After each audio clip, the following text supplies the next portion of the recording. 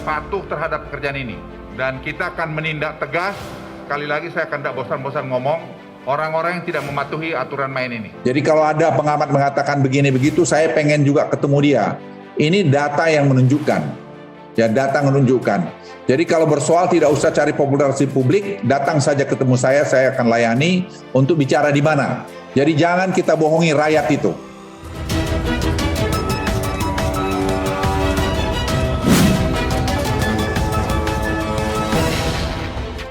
Ini data-data saya kira bisa dilihat, pemulihan ekonomi menunjukkan keberhasilan, langkah-langkah kebijakan yang dilakukan pemerintah selama masa pandemi ini.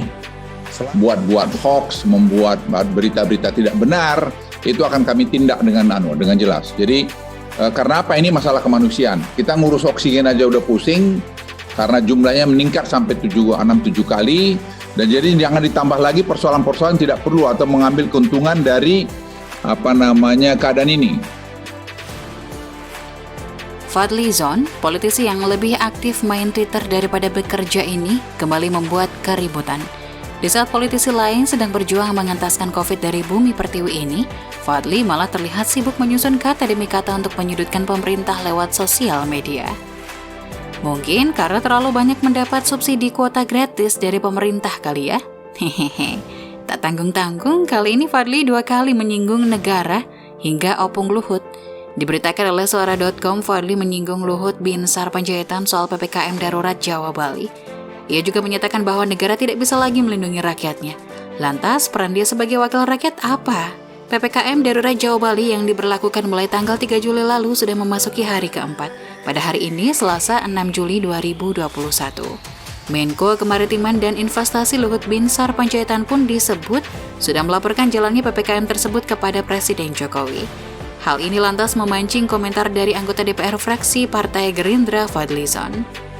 Lewat sebuah cuitan yang ia unggah di akun Twitternya, Fadly menyinggung soal asal Bapak Senang atau ABS. Ia menyebut hal itu sebagai orkes lama yang dipakai hanya untuk menyenangkan Presiden.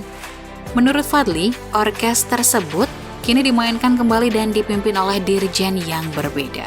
Ya, tindak tegas orang-orang yang bermain-main dengan angka ini. Saya nggak ada urusan siapa dia, nggak ada urusan backing, pokoknya sampai ke akar-akarnya kita cabut aja nanti Mas Agus. Jadi Asal Bapak Senang atau ABS adalah orkes lama untuk menghibur Presiden, kini dimainkan lagi dengan dirigen atau konduktor yang berbeda. Tulis Fadly Zon dalam cuitannya seperti dikutip Suara.com Selasa 6 Juli. Itulah kenapa saya usulkan Presiden langsung yang harusnya pimpin penanganan COVID-19 dalam situasi darurat ini. Lanjutnya, Fadly Zon yang juga pernah membuat cuitan tentang penanganan COVID-19 di Indonesia, saat itu Fadly menyarankan agar Indonesia menerima bantuan global dalam menangani pandemi. Fadly menyebut negara sudah tak mampu menyelamatkan nyawa rakyat karena banyak rumah sakit yang tak berdaya. Sebaiknya segera ada intervensi dan pertolongan global untuk Indonesia. Negara sudah tak mampu menyelamatkan nyawa rakyat, tulis Fadly Zon. Rumah sakit tak berdaya melayani pasien, oksigen langka, vitamin sulit didapat, hutang pada RS belum dibayar, banyak orang berjibaku sendiri menyelamatkan diri. Sambung Fadly Zon. Jadi kalau ada pengamat mengatakan begini begitu, saya pengen juga ketemu dia. Ini data yang menunjukkan. Ya, data menunjukkan. Jadi kalau bersoal tidak usah cari popularitas publik, datang saja ketemu saya akan layani untuk bicara di mana. Jadi jangan kita bohongi rakyat itu. Buat hoax, membuat berita-berita tidak benar, itu akan kami tindak dengan jelas. Jadi karena apa, ini masalah kemanusiaan. Kita ngurus oksigen aja udah pusing, karena jumlahnya meningkat sampai 6-7 kali, dan jadi jangan ditambah lagi persoalan-persoalan tidak perlu atau mengambil keuntungan dari keadaan ini.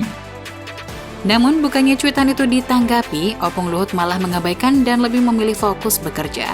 Hah, bagian ditampar bolak-balik Fadly ini. Sudah capek menyindir dan menyinggung, masih diabaikan pula. Daripada meladani nyinyiran Fadly, Luhut malah fokus pada obat COVID. Hal ini sekaligus menjawab cuitan Fadly sebelumnya yang menyatakan negara sudah tidak mampu lagi melindungi rakyatnya. Nyatanya negara masih bisa dan terus berusaha untuk yang terbaik buat rakyat. Aturan main ini untuk keselamatan kita bersama, bukan keselamatan si Polan si Badur saja. Jadi jangan ada yang main-main. Saya sudah singgung tadi, pasti akan masih naik ini beberapa hari ke depan. Diketahui, Koordinator PPKM Darurat Jawa Bali Luhut Binsar Panjaitan mengancam produsen obat dan importir yang memainkan harga obat di situasi darurat akibat pandemi COVID-19 ini. Luhut yang juga Ketua Komite Penanganan COVID-19 dan Pemulihan Ekonomi Nasional mengaku geram dengan harga obat yang melambung tinggi tak terkendali hingga menyulitkan para korban virus COVID-19. Pernyataan tersebut terlontar dari Luhut Panjaitan saat jumpa media dalam evaluasi PPKM Darurat Jawa dan Bali secara virtual Senin malam 6 Juli. Luhut menambahkan akan menjerat para pelaku atau perusahaan yang melanggar aturan dengan UU 2 2002 Pasal 84 dan Pasal 93 UU 6 2018 tentang kekarantinaan kesehatan. Siapapun hari ini, baik perusahaan ataupun perorangan yang menghalangi dan melanggar kebijakan PPKM Darurat ini akan dapat ditindak tegas oleh pihak terkait.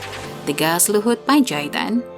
Menteri Koordinator Bidang Kemaritiman dan Investasi itu menegaskan hari Rabu besok 7 Juli tidak boleh ada lagi kelangkaan obat-obatan di pasaran akibat permainan para produsen obat yang hendak meraup keuntungan di tengah situasi darurat ini.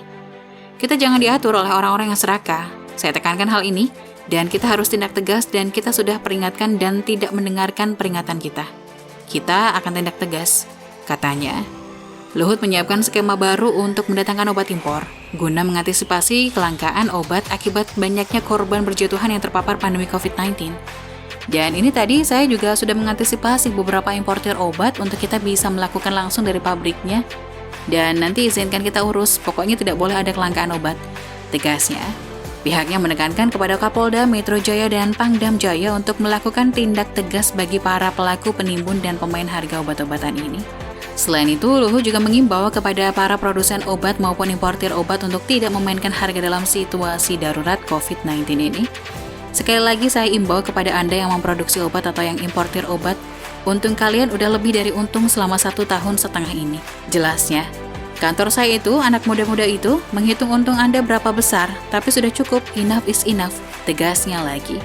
Dan sekali lagi, kita tidak ingin diatur oleh orang-orang ini.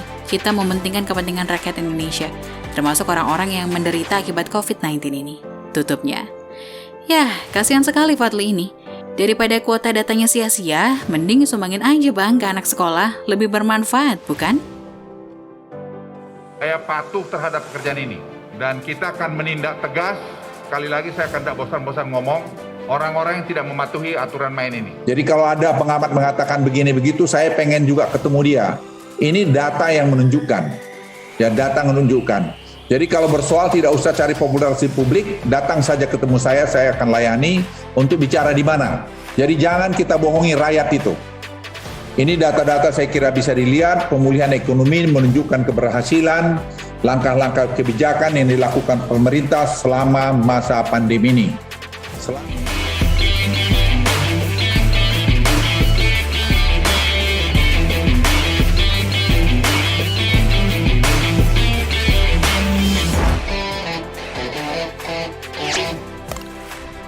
Jangan lupa untuk subscribe dan nyalakan lonceng notifikasinya.